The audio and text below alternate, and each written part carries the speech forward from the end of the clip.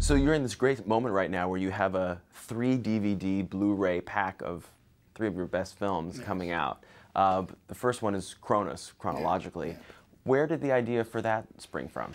Kronos came from a bunch of things. Growing up Catholic in Mexico, which is a pretty gory affair, and with the idea of vampirism as both a sacrament and an addiction, you know, and I tried to reinvent vampirism through alchemy, and that all those elements, the fact that in the 1970s women were wearing what was called living jewelry, which were scarabs with fastened to a golden chain, and they used to crawl in their chests. Pretty kinky. When you think about Devil's Backbone, is it related to Kronos in a way? Are these films of the same ilk? That's a very good question. I think that Devil's Backbone, Pan's Labyrinth, and Kronos, both, all of them, deal both with what it is to be a kid and facing horror in different forms: political, personal, familiar, you know, social, blah, blah, blah. And each of the movies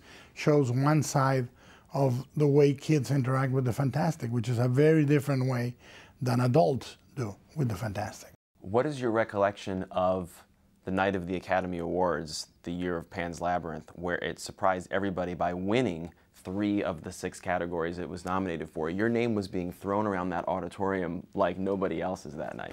I had a blast. I mean, I've never done a movie to win an Oscar or be nominated or to make a box office hit. I always just make the movies I want to make for the reasons I want to make them. So it was quite a surprise. I remember my shoes were super tight because I have the Fred Flintstone feet. Yeah, I can tell you have wide feet. Horrible. They are like paninis, human paninis. You know, they are super wide and flat. And I remember that the moment the Academy Awards were over, I was super happy for everybody that won from my team, and I was just waiting to remove the shoes. When you think back to Hellboy, how did you deal with the extra input of production executives? You know, other than mimic, my studio experiences have been really good creatively. Blade 2, everybody was, at New Line, everybody was watching Lord of the Rings being made, so we were left alone by default. You know, compared to Lord of the Rings, we were like chump change. Nobody cared about you. Nobody cared. They were all watching over there.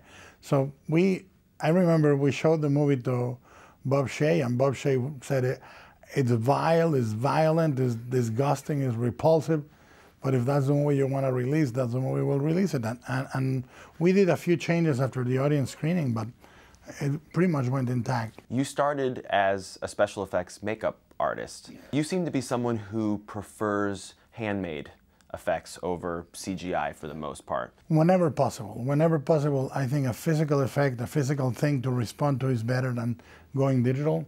I don't hate digital, I love it. I use it a lot, but you gotta use it as the last resort.